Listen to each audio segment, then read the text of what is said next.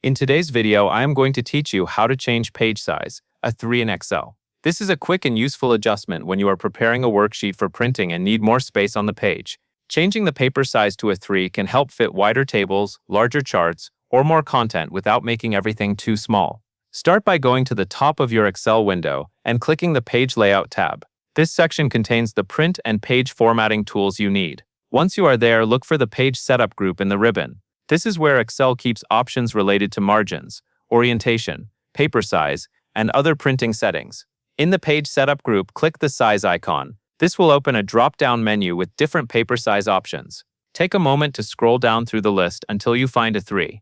The list may include several standard paper formats, so just continue scrolling carefully until A3 appears. When you see the A3 option, click it. As soon as you select it, Excel will apply that paper size to the current worksheet. This is the main setting you need to change if you want your page to print in A3 format.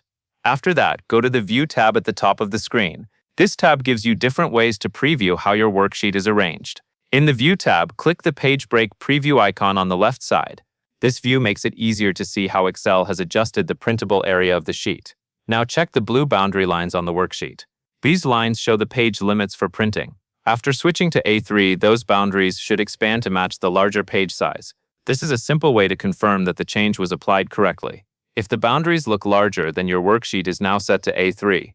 This preview can also help you decide if your content fits better on the page before printing.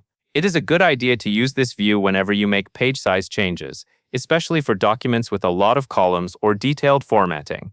That is all you need to do to change the page size to A3 in Excel. That covers everything you need to know.